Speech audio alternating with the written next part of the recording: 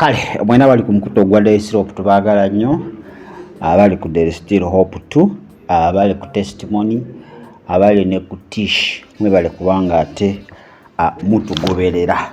Mukama tukwebaza kubanga oli mulungi, tukuddiza ekitiibwa n'amatendo. Twaniza okubeerawo ko Mwoyo Mutukuvu fuga era ojja oluŋŋamya obulamu bwaffe, twenyika wansi w'endagaano y'omusaayi gw'omwana gw'endiga mu Kristo Yesu mwana Katonda tusabidde. Amina. Olunaku lwa leero tugenda kutunuulira ekintu kya njawulo nnyo ekyapeninga mu bulamu bwaffe. Oluusi ne tutategeera kiki ekitegeeza oba kiki kye tuteekeddwa okuba nga tukola. Abantu bangi bazuukuka naye nga bajjudde enkwagulo ku mibiri gyabwe naye nga yebase bulungi, oba n'azuukuka ng'aliko emisale ku mubiri oba ng'aliko akabonero konna katategeera akataabadde mu bulamu bwe oba akataabadde ku mubiri gwe ng'ate tanaba kuba ng'agenda okwebaka. So nze tutunulira ensonga eno mu ngeri y'enjawulo. Oba nga obadde oli victim oba obadde nga falling under those three categories, there is a way out. Waliwo kyekitegeeza ate waliwo nekyoteekeddwa okuba nga ate okola ki okola. Kyova topic eno mu luzungu tugise take caution when you wake up with scratches, cuts or marks on your body. Weegendereze wasitozuukuka n'osanga enkwagulo, emisale oba akabonero konna ku mubiri gwo. Kitegeeza ki? Kuba mubadde mubifuna naye nga mubitwala as usual. Manyi ffe twakudanga nga batugamba ebukunje eyo oba anywhere osobola okwebaka ate n'ozukka ng'obadde olima ng'ebigere byonna biraga nti ekiro kyonna obadde olima. Ebyo ebintu babikola, let me tell you, don't joke with the spiritual world. It can happen. Kisobola okuba nga bakikukola.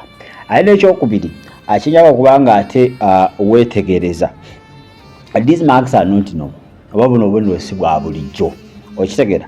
Kubanga akantu kobadde tolina oba oluusi oyinza okuba nga aloota gwe basala max oba gwe bakwagula oba noloota nga olinga obadde olwanagana n'omuntu n'akukwagula ki enjala naye ate ogenda ozuukuka ng'amazima ekintu ekyo ate ku mubiri kwekiri. Kakati buli woolaba ebintu ebifaanaganako weebityo tobitwala lightly, tobitwala slightly. Be very careful. Waliwo the way out. Kakati number one, buli woolaba obubonero obwo oba buli woolaba ekintu ekyo nga kikutuuseeko kitegeeza waliwo kye tuyita forced demonic blood covenant, nti owaliriziddwa okuba nga ate okola endagaano ey'omusaayi ey'obwakabaka obw'ekizikiza. Jjukira zino enkwagulo bwe zituuka ku mubiri gwo nti era zireka nga when you have shed blood zireka nga ofulumiza omusaayi, still ne marks omuntu wakusala ku mukono still era ofulumya ki omusaayi ne cuts oba omuntu wakusala oba maaka zonna zibakuba ku mikono oba ku mibiri ez'enjawulo ziviirako omuntu okuyiwa omusaayi.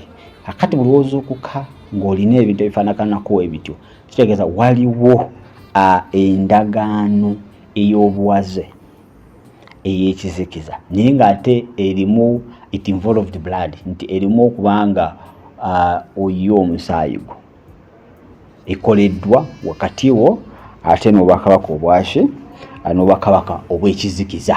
That's why olina okubeera omwegendereza buli olaba obubonero obwo wabaawo endagaano z'oyingiddemu z'obadde tomanyi z'obadde toliiko naye ng'ate owaliriziddwa.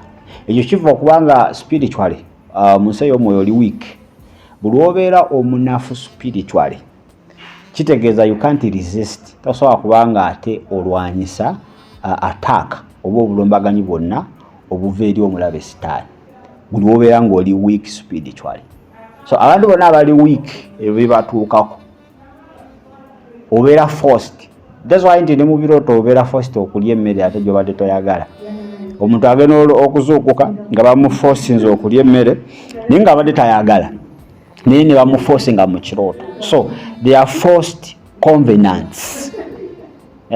So ogenda olaba nga bakusaze olwota oli musabo bakusaze max nozuuka nga kweziri olwota olwana ne ga giants gakukwagudde n'okukera ku makyanga ezo max kweziri kitegeeza wabaddewo what we call forced demonic covenants. Ekyokubiri witchcraft edogo bulowooza okuka ng'oliko emisale bulowooza okuka ng'oliko enkwagulo bulowooza okuka ng'oliko akabonero konna eryo liba ddogo kubanga babikozesa nnyo.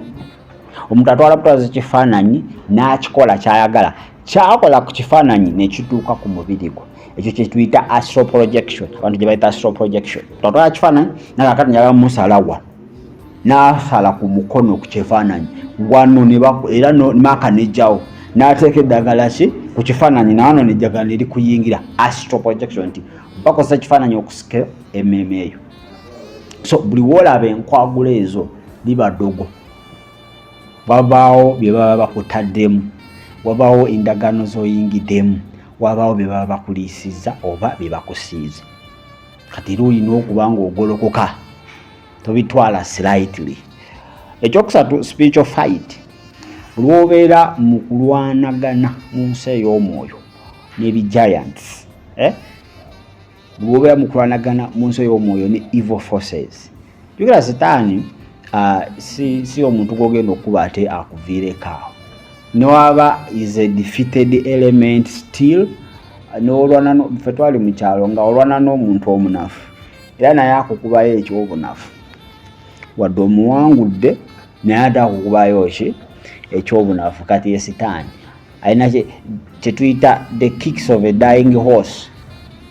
Temukulwanagana ako okumwesimatulako at least ofuna enkwagulo akulekako akabonero. Physically here we tuba tugeze mu church basabira omuntu ngali demon possessed baba bamusabira still ogalaba nga gigenda okugenda emizimu naye nga gimuleseeko enkwagulo ogalaba ye kuba ku bisenge ogalaba so era gigenda okugenda nga gimuleseeko some blues. Kati oyo Setaani takuviirako awo at least alwana akulekeko akabonero konobeeko byonna. So during spiritual fights you can wake up n'olaba nga oliko marks, scratches or cuts.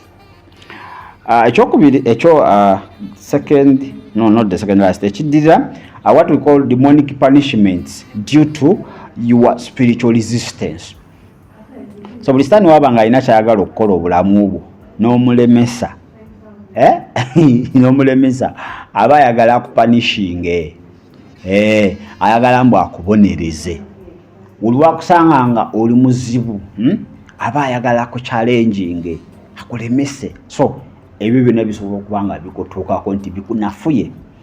You become spiritually down, afune penetration oba afune engeri gyayinza okuba nga ate ayingira mu bulamu bwo n'asobola okuba nga ate abukosa. Shegedde. So bintu bina bingi naye mainly bintu bina bino ebintu ebina buli woobiraba buli woozuukuka ku makya n'osanga enkwagulo n'osanga emisale n'osanga akabonero konna ku bulamu bwo ku mubiri gwo manya kitegeeza bintu bisatu. Ekisooka forced demonic blood covenant nti endagaano ez'omusaayi z'ekizikiza naye nga bazikuwaliriza si za bwayagalire. Ekyokubiri witchcraft ddogo lyennyini eriwedde emirimu. Ekyokusatu spiritual fights wabeerawo okulwanagana mu nsi ey'omwoyo. N'ekyokuna demonic punishments due to your spiritual resistance nti omulabe naye aba ayagala abe nga akuddiza abe nga akubonereza okubanga ogaanyi okubanga okola byakola ki ate byayagala. What's the way out? Tubivaamu tutya? Because there is way out, anything has way out. Ekisooka pray and fast. Yingira mu kusaba n'okusiiba. Yingira kusaba n'okusiiba. Ekirala woba osobola okuzuukuka ekiro, especially midnight prayers. Okusaba kw'ekiro okwo kulungi nnyo by the way. When the environment is calm, ekitegeera, when the spiritual world is so active, awo osobola okuyingirira mu nsi ey'omwoyo. Jjuka bino birabye wano naye nga byakukoleddwako spiritually. Kati zuukukangako ekiro osabe. Ekyokubiri examine your life. checking obulamu bwo buyimiridde butya, bwe mubaamu ebitege butereeze. Ekirala, give your life to Christ. Bulamu bwo bwe Kristo yekka yasobola okuba nga akuwonya ki, yasobola okuba nga akuwonya ate ebintu ebifaanaganako ate bwe bityo. Ndowooza kyekyo kuba yaliwo yakibuuzizza. Bazuukukanyo nga balina enkwagulo, balina emisale, balina obubonero. Kitegeeza ki? Byebyo ebina. So naye nga kisobokera ddala okuba nga obivuunuka, buli wooyimuka awo wennyini woobirabidde ogolokokera n'obisazaamu. N'abamu tetufaayo, abamu tetumanyi na kye bitegeeza. So we end up becoming so blind. Mukama tukwebaza kubanga oli mulungi, tukudiza ekitiibwa n'amatendo. Tuwaayo abo bonna abalina oba batambula mu mbeera efaanaganako bwetyo, tusabye Mukama ate obalwanire. Tusabye Mukama obanyweze abo abajugumira mu nsi y'omwoyo. Tusabye Mukama obwongere ekisa, obwongere Mukama ate okwagala okuyaayaana ate n'okumanya okwagala kwo mu Kristo Yesu Omwana wa Katonda tusabidde. Amiina. Kale ndowooza tugenda kwetolamuko katono nnyo bwe tukomawo. Ndowooza tugenda kubanga ate tuyingira mu spiritual dimensions mu nsi ey'omwoyo ng'abeegayiriza. Kijja kuba kitundu kyaffe ate kya kutaano mu Kristo Yesu Omwana wa Katonda omulamu. Shalom.